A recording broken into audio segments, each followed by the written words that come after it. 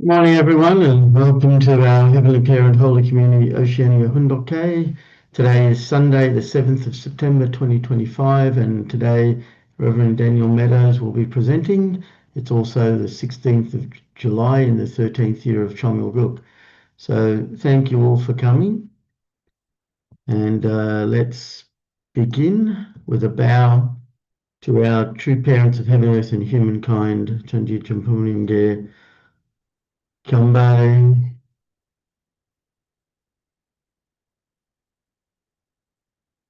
Paro. And let's recite our family pledge, both in Korean and English. 가전맨세 1. 전일국 주인 우리 가족은 참사랑을 중심하고 본연 땅을 찾아 본연의 찬조 이사인 지산 천국과 전산 천국을 창건할 것을 맹세하나이다.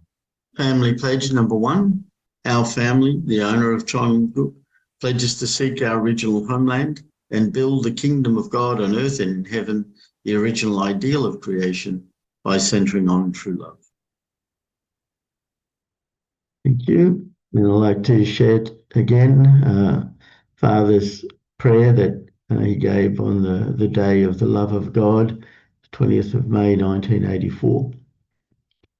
Loving Heavenly Parent, today is 20th May 1984, but actually it is to be considered one with 16th May, when at 12:54 a.m. I declared the day of the love of God. Through the unity on the family level expressed then at East Garden, today can be connected with that day of historical declaration. Heavenly Parent, please come and dwell amongst us now. Because of the unity between true parents on earth and Heavenly Parent, Hunjin, and Jesus in the spirit world, all 120 nations in the spirit world and all 120 nations on earth now have the right to resurrection. Due to satanic love, we lost the sovereignty of God, but now at this historical peak of Tangam, centering on the love of true parents and the love of God, we restore this lost historical heritage and are able to declare the day of the love of God. O Heavenly Parent, O Earth, I proclaim that we stand united in the Simjong territory with one mind and one ideal. May Heavenly Parent, true parents, true children, and all blessed families be united, centered on the sovereignty of God's love. Let us form one heritage and march forward together. May this day be one of great dignity. Please accept this declaration in which I proclaim the day of the love of God in the name of Heavenly Parent and true parents. Arju, Arju, Arju. Thank you, and let's give a warm welcome to Reverend Daniel as he shares this morning.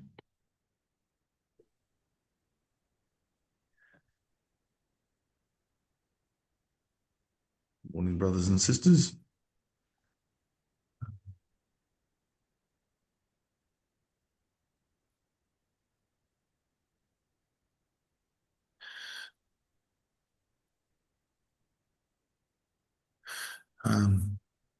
Yes, I've just going to share some words from the Chogosongyong that I was looking over the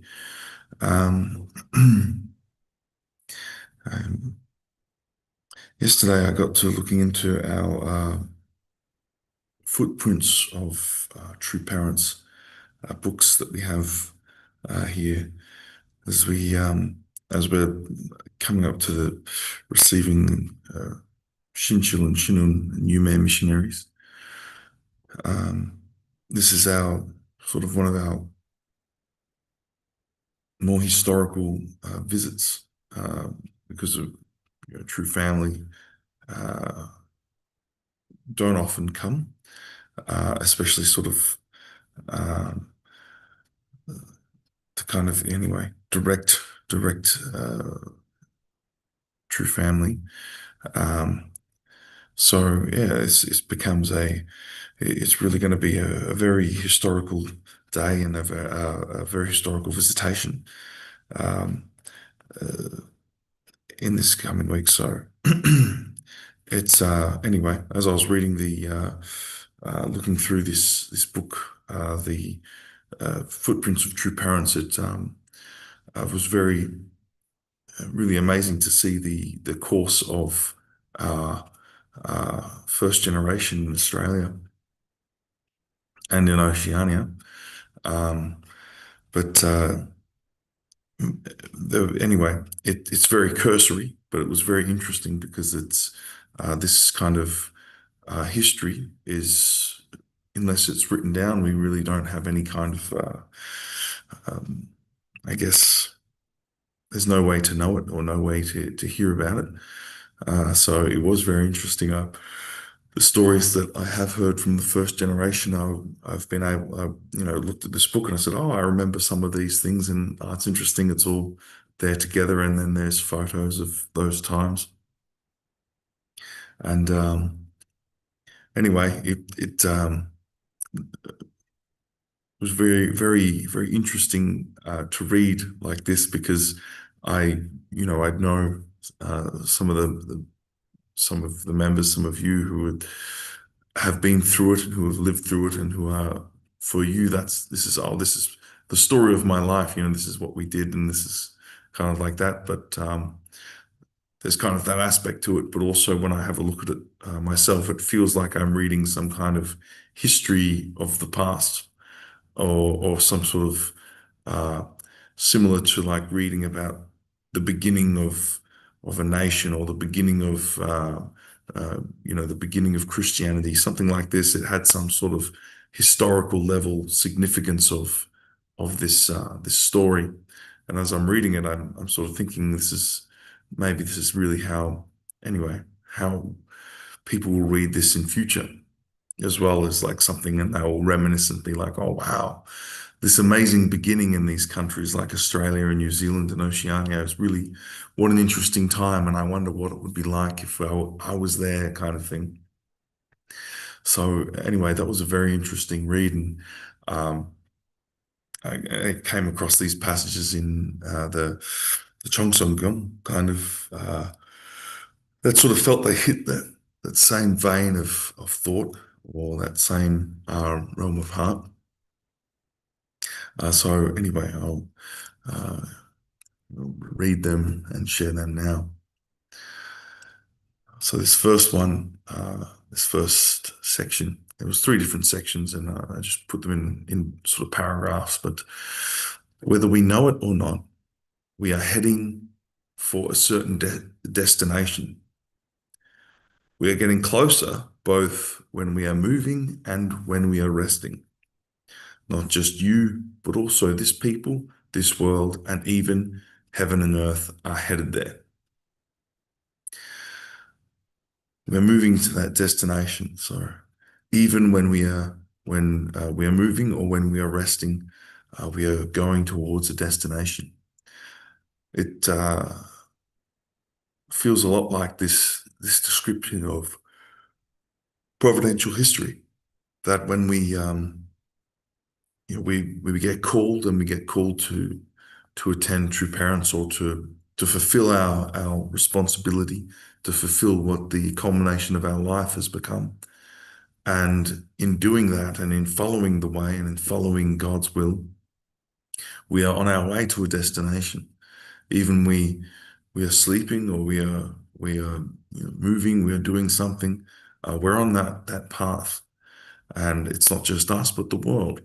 The whole world is heading in that direction, is going towards the completion of history and the revealing of Chonel Guk, the establishment of the Chonel Sanctum. The whole world has been moving in that direction all of our lives, whether we know it or not.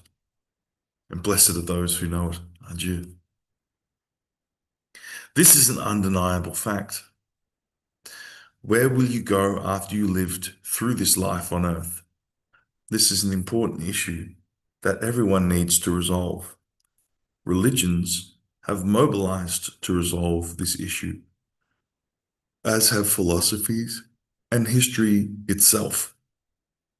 You cannot deny that this destiny completely captivates you and pulls you along.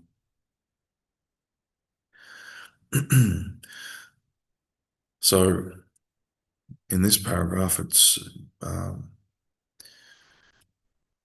takes the viewpoint of, well, we all are heading towards the spirit world. We all are heading towards God. There is sort of that feeling about it, but at the same time, we're all headed towards the realization of history. And when we consider the Old Testament era or the New Testament era, everyone was heading towards the completion of history. God said that his will be done, that no matter what, his will be completed. How it happens, through the principle we understand that, it's how it happens or through who it happens. This is what human responsibility determines. So we are all on that pathway. We are all moving in that direction. And this is what religions have built up around and tried to understand, is this culmination of history, or this pathway of humanity. Where are we going? Where are we coming from? And what will be the final realization? So this deeper thought, or this deeper understanding, this deeper question perhaps, is what is really captivating people who have that heart, or that deeper understanding, that both in philosophy and in religion. Whether you can resolve this issue in your mind or not, you are destined to go. So whether or not we come to some sort of resolution of understanding, we're going anyway. We are being moved along. This body will see its end and be buried in the ground at the time of our death. Yet will this mind, this life, this heart, these thoughts, and even this hope be buried together with our body? Is that conclusion of our body, is that the end of our everything? Is it the end of our total understanding and existence, our hopes and our thoughts? I remember I talked to a person who, I mentioned this very point to someone who was not really, who was saying to me they don't believe in any kind of, I don't know, spirit world, I guess. I brought this point up to them, and it gave them pause enough to say, well, that's a good point. I don't know if when I die, is that the end of me? That's a very hard concept to wrap my head around, I guess. A person who is unaware of this, and who has not resolved this in his or her mind, with a clear view of his or her purpose, will surely suffer misfortune. So that's an interesting point that Father brings forward then.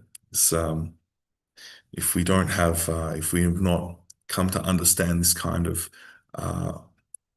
what is our final destiny, or what is the destination of our being and our purpose, Father's saying it's not so good to move forward in life without that understanding, but that we should have some kind of concept or some kind of understanding of this, if we are to do well, or to avoid some kind of misfortunes in our life.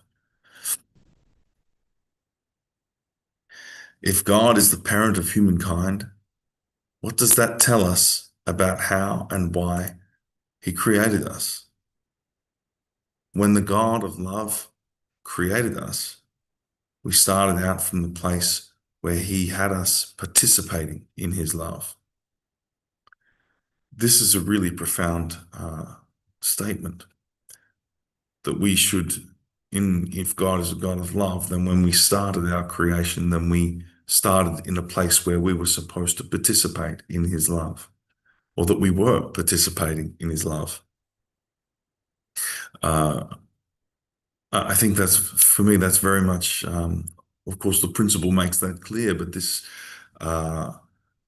simply saying this is a statement, saying that this is the case is really profound, that we really were originally designed to participate in the love of God. If God was the one who created us, if we have a being that created us, then participating in the joy and dreams and hopes of that being certainly should stand to reason.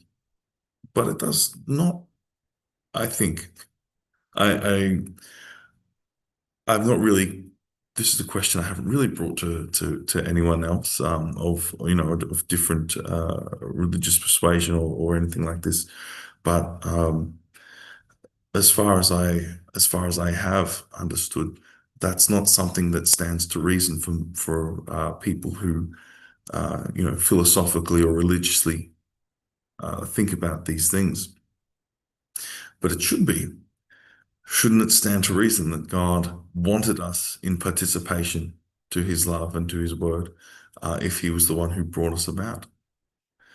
It is our path of life to start out from the heart of God. We are to grow up in the embrace of his love, reach maturity, and form a family in God's love. Aren't you? We are to become mature people who can develop our love to a global level on earth and finally return to the embrace of his love. I saw a diagram made by this one brother who said he was a Russian guy, and he said he'd come to understand the nature of the spirit world or something like this. And interestingly, he drew 3 levels, and then he put markers at the bottom saying this is us, each individual person in the physical world. And then he drew these lines that went out this way, and he said, as we reach the spiritual world, then you see how we are individuals, but as we go up, we start to intersect. We have some kind of something in common that we understand, and the higher we get into spirit world, the more those things overlap, until we find ourselves much more together with others, and much less individual or individualist. Which was, anyway, that was just an interesting concept. But when I think about this point of growing in the embrace of love and growing into the understanding of, or more hitting a level of maturity to understand about God and about humanity being one family, that seemed like that sort of, I thought, well, if we all felt like we are really one in purpose, one in heart, one in love, to the degree that we feel like I'm this much the same as everyone else, and this much this much is perhaps my unique, the unique embodiment of truth, but if the majority of myself was sort of felt like I'm at one with everyone else, I'm the same as everyone else, then it would make perhaps this concept much more clear. So anyway, that's I thought that's interesting the way he drew that, because everyone does in our physical life. We find it it's very easy to make the individual argument, saying I'm just me, I'm not connected with anyone else, I'm just me. People seem to think or be similar like me, maybe in their head or their heart sometimes, but it's really just me. But perhaps in spirit world, you hear those stories of people who go in spirit world, and then they say, oh, I felt so much love, and I regret how I hated in my physical life, or things like this. These kind of interesting words they say. Perhaps perhaps they gain better perspective, and it makes it easier for them to reach this point. Something worth thinking about when we talk about becoming mature people who can develop our love to a global level on earth. Developing our love to a global level, like true parents, like Jesus. True parents saying, well, we have, Jesus, what did Jesus say? Love your enemy. And then true parents said, don't even have enemies. Don't even consider people to be enemies. This kind of deeper love. Because we are spiritual beings,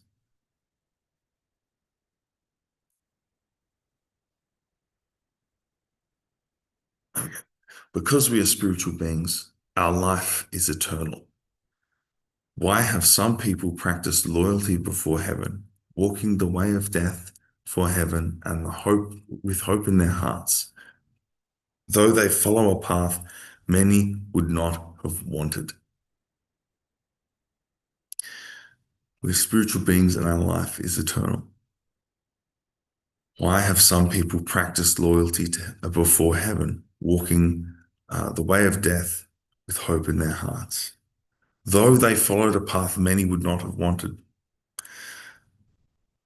This really stood out when I was reading the footprints of true parents. I mean, first of all, we think about true parents. Why did they walk, in such a path? We understand why they did. But then when I'm having a look at the pictures of the young members, these young brothers and sisters who offered their life, who joined together with true parents and walked a path that was not easy, that many people, given the choice, may not have done. Why was it that some people practiced this level of loyalty before heaven, walking the way of death with hope in their hearts? This was something that, this was when I'm reading it, that's what really made that connection. I thought, this is really incredible and really such a deep way to think when considering this.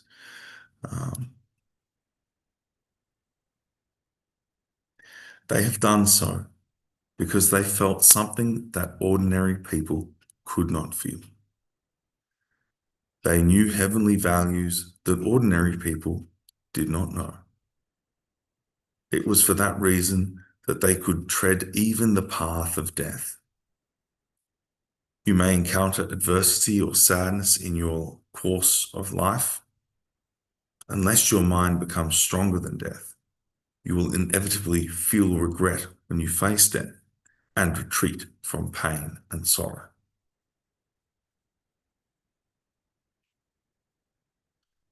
They have felt something that ordinary people could not feel, or knew something that ordinary people did not know.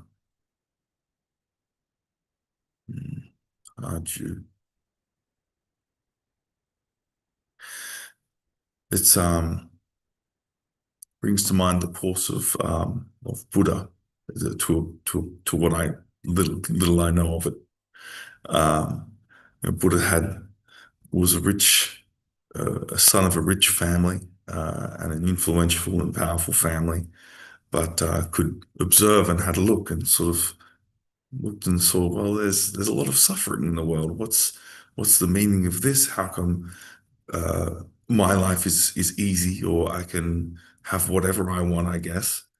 And then observed and said, but there's a lot of suffering. This is not, came to understand this, and then sort of followed the path of Buddha and went and gave up everything and tried to come to understand more deeply the internal side. Essentially went on this course that this partner Chongson was describing. Someone who had everything, who had all the opportunity, and that no other person in his position would consider to separate from that really good life, the so-called good life.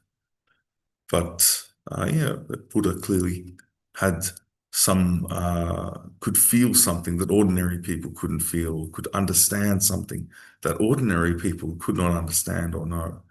And for that reason, went on this path of difficulty and suffering. And this second part of this paragraph is saying that you may encounter some adversity or sadness in the course of your life. I think that's a little bit of an understatement. I think you will encounter this. I mean, hopefully, we of course hope no one encounters difficulty or sadness, I suppose. Um, but unless our minds become stronger than death, you will inevitably regret when you face death. And I guess that's something that we all must face. And that's something that is one point, perhaps the more basic point of those who follow the way, or those who follow any spiritual pathway, is understanding that there's more to life, and there's more to death and to the spirit world. There's a whole lot more there. So we don't just, if we just focus on this kind of so-called day-to-day life, or this so-called normal life, as we say, then how rich is your life? How deep is it? When we come to the point where we do face death, how will we be? We will retreat, right? We will retreat, run away, and avoid at all costs. It's again reminds me of the parable of the ravens. Jesus talking about, look at the ravens, they don't reap or sow, but God feeds them. Or look at the lilies, they don't labor, they don't spin, but God clothes them.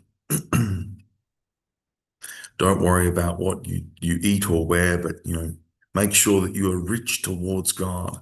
Make sure of that point first.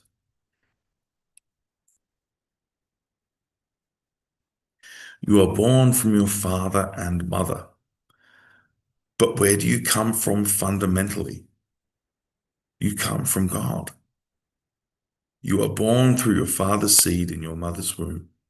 Yet your mother and father did not create you. You were born so that you could seek out parents that are true parents. Aren't you? Even though we are born through our physical parents, Father says here, your mother and father didn't create you. Aren't you? That's an interesting point. I think that's there's a lot of truth in that. Of course, we know, Father, that it is through God that human beings are born. So the spirits, human beings, and our physical and our spiritual body is made on the earth. This is where we, are created. But it is through God's love and universal prime energy. This is where our human beings, or our love and our life is created, is originated from. So Father says, we are looking for true parents. That is what we are. We are seeking and guiding in our path. You need to find true parents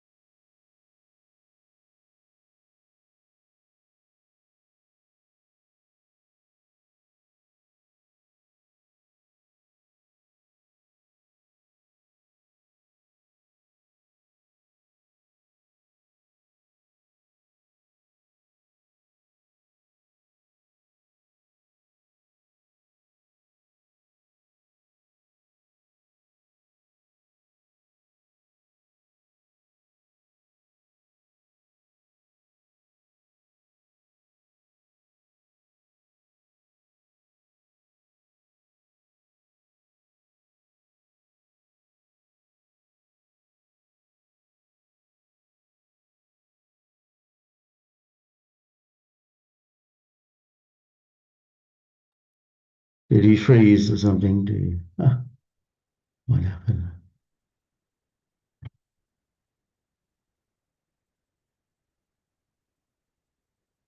Oh, you're back. I'm having a malfunction with the computer's internet. Yeah, welcome back. Yeah, it just dropped out and it's not coming back.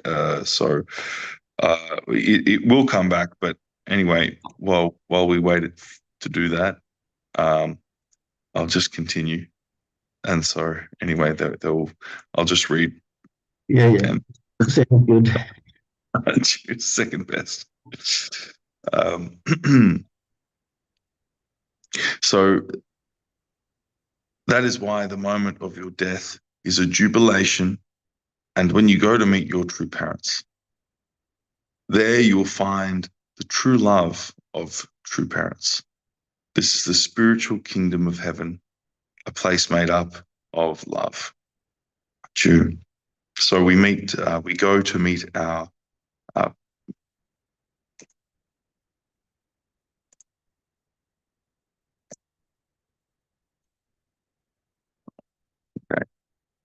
Might come back. We might be stuck like this.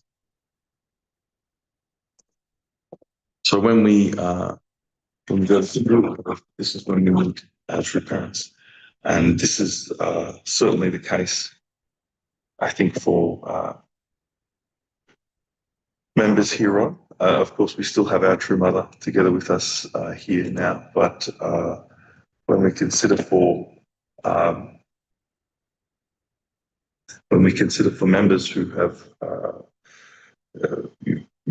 not been born yet, or people in the future, or those who are maybe just being born now, we'll get to the golden age of true parents on earth will come to a conclusion, and then from that point, then this reading, this point here, is going to ring very true when it says, when you go into spirit world, that's when you will go to meet your true parents, because that will be the chance then to meet true parents sort of face to face for them.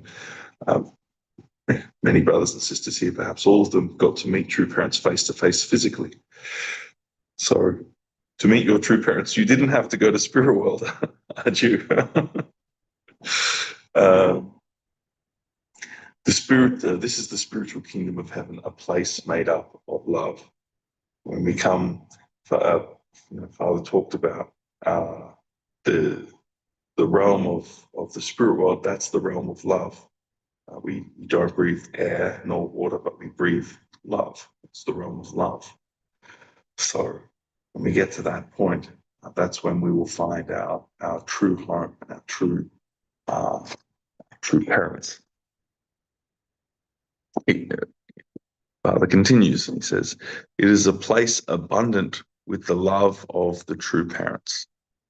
That love is a love based on the principle of service and sacrifice, living for the sake of others, in keeping with absolute law. To become eligible to stand for the test, you have to love the universe as you love the universe." So that's again talking about the sort of having that elevated level of heart. Father says, "Love the universe." So that's cosmic. That's spirit world, physical world, everything, all people. You must love this everything there. Interestingly, it's usually when we involve other people. Okay, you need to love other people and the universe. That's when it becomes a tricky point. Oh my gosh, I need to love other people. This is harder than I thought. But we need to have that sort of this cosmic love about us.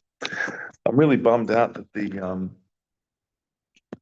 screen isn't working, because I had one of my last pictures here was the True God's Day, or it was just God's Day back then in 1986 at Willowdoo, which I thought, that's a really cool one to show.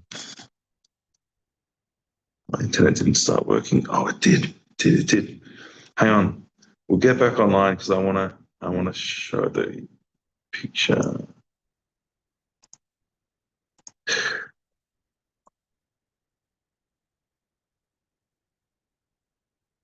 So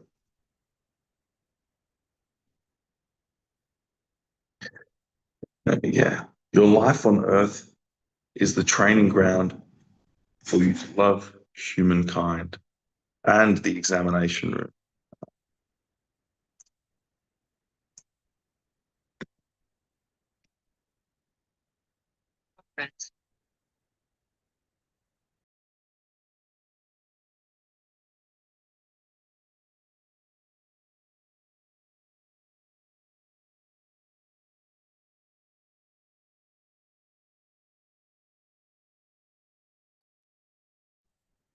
It is. Need to unmute. Okay, sorry, thank you. Yes, Aju, Willadu, 1986. That's the year I was born. Yeah. Is that Uncle Greg here? It's hard to tell. There's not many pixels.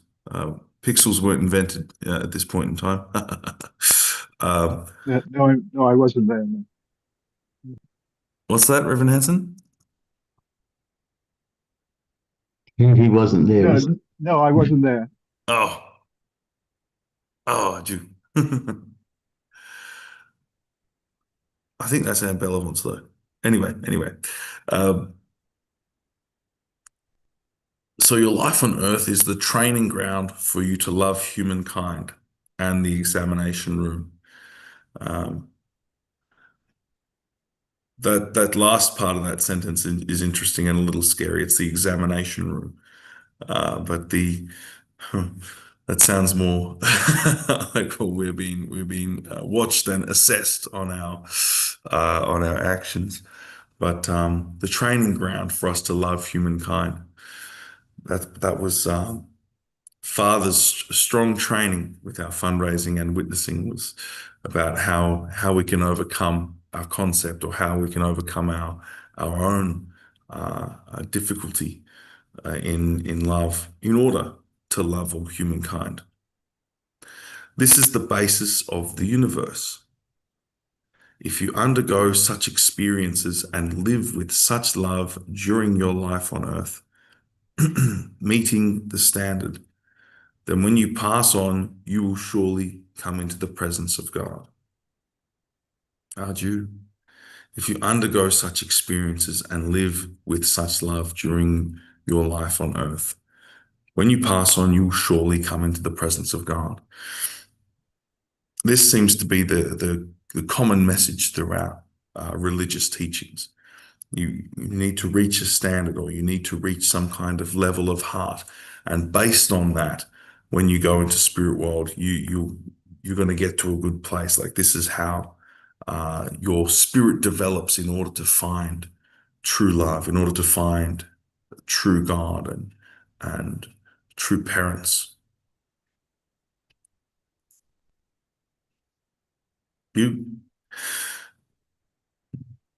So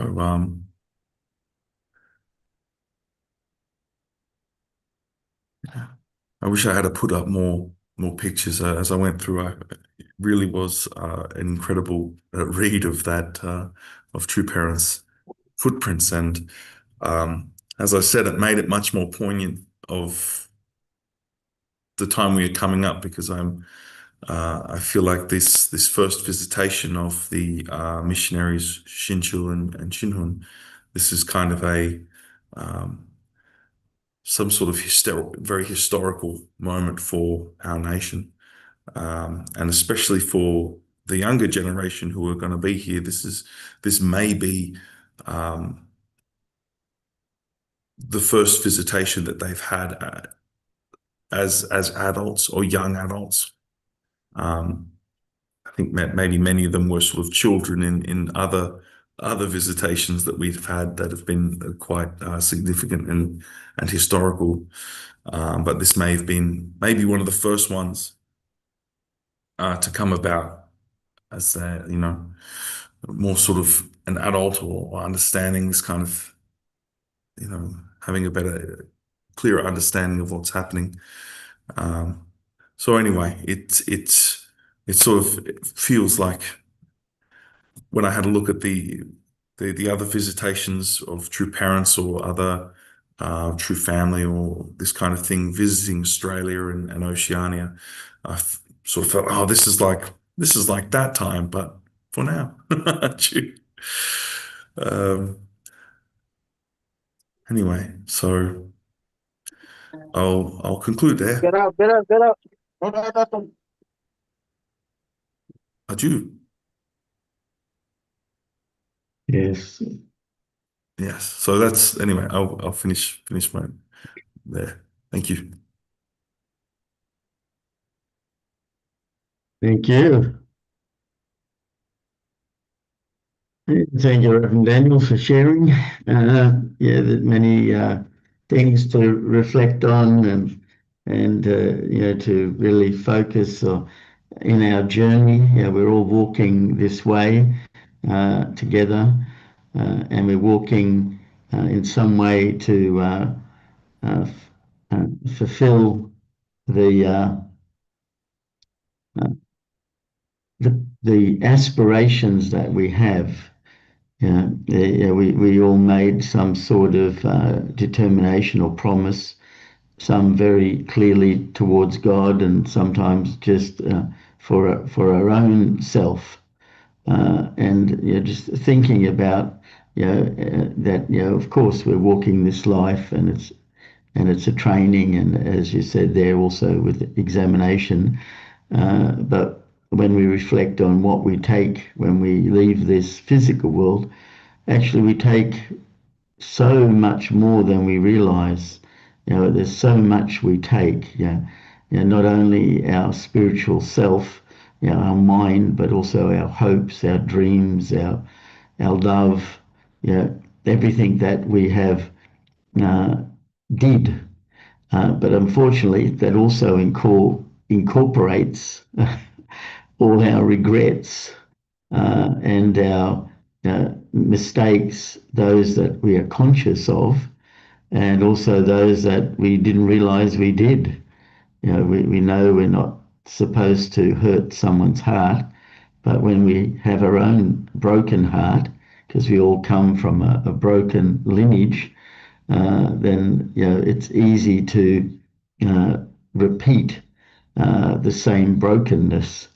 And so finding true parents, really that understanding, we are actually born as the continuation from the origin, because we received, our parents' seed, but they received it from their parents. And that's why we can have this understanding that we will finally meet our true parents, the ones that started the process of humanity and created us and gave birth to us and guiding us.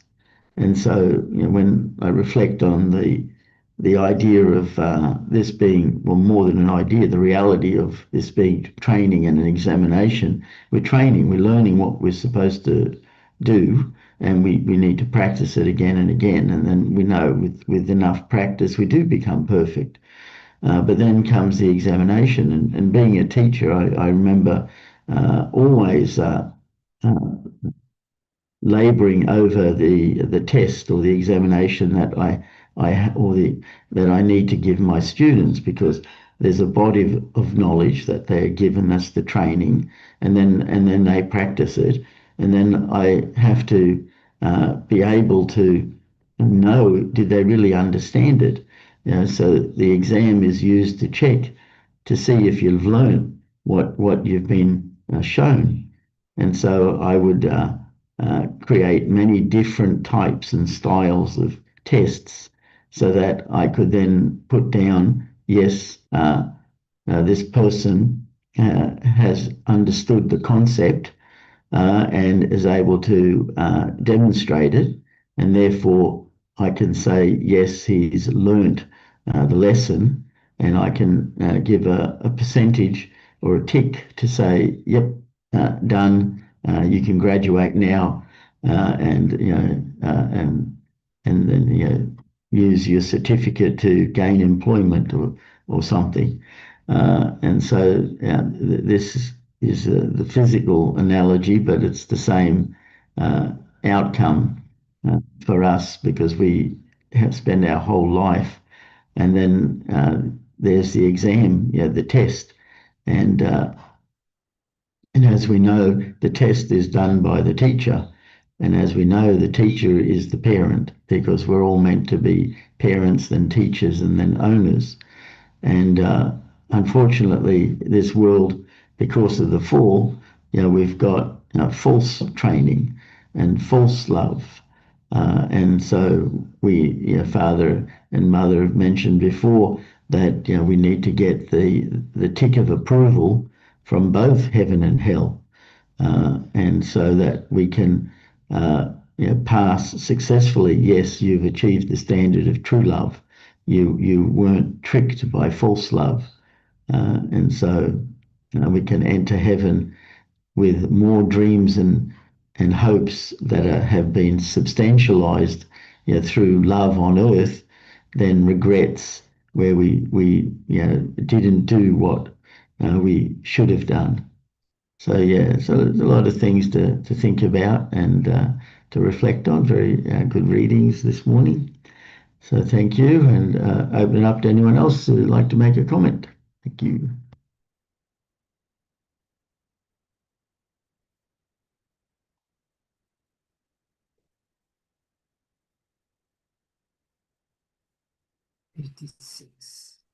Yes, Mr. Rai, go ahead. Yeah. Thank you for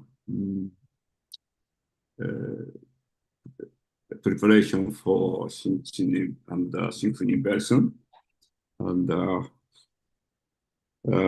so Daniel, I think already, moved to Sydney with 6 children, and he's fully involved and to support for this program.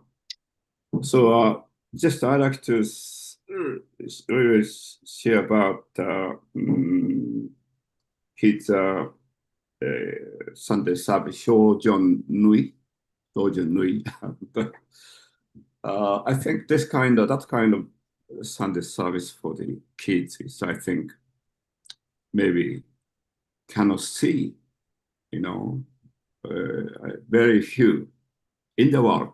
And, so they, I think, contents of that kind of services are how we can develop a heart, how we can mature to connect all different kind of people. Then last Sunday we attended Shojon Nui, and every end of month he had conducting, and he's not only energy and the heart and the smile and the laugh and like fully communicate with kids, and reaction, and also it's a facial expression. It's today it's quite maybe few faces, but through the Shojon Nui and his action and his face, I took a photo, maybe 30, 40 different kind of, laugh, or angry, or cry, and so different kind of. So how human being can express such a different kind of face, and then so kids are very happy, really connected, incredible, and but I think he is not only talk with a kid, but also his alignment vertically with leaders. It is incredible deep, and so there's one of it's a young leader. one he respect, one I'm proud, and so it's a content of his life. I can see really connected to quite many. Yeah, and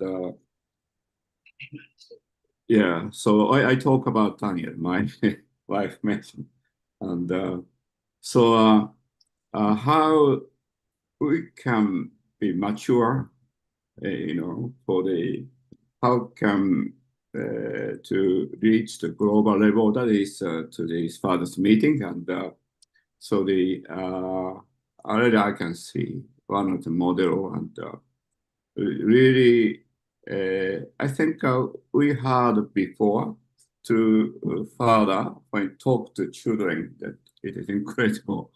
It's a deep connection to children, and so I really reflected father, and such a very generous, incredible personality, and catch with many people, and yeah, we really appreciate and stimulate us, and I appreciate. Thank you so much, and yeah, and also Evangelio.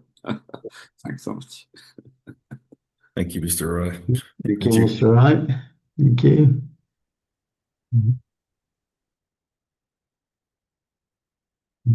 Actually, it's time now. Let's offer our unison prayer. So I'll just bring up the screen. Yes. Let's pray together. Thank you.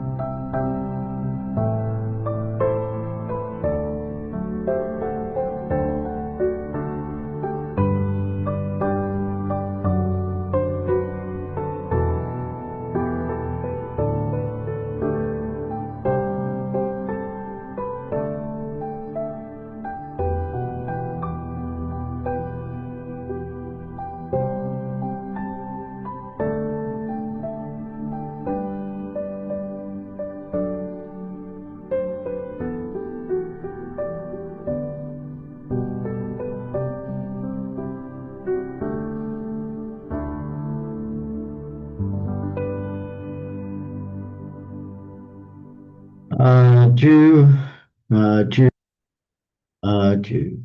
Thank you, everyone. Thank you again, Reverend Daniel, for sharing with us. And I hope everyone has a great day and see you all again tomorrow. So thank you. Bye-bye. Thank you. Have a good day.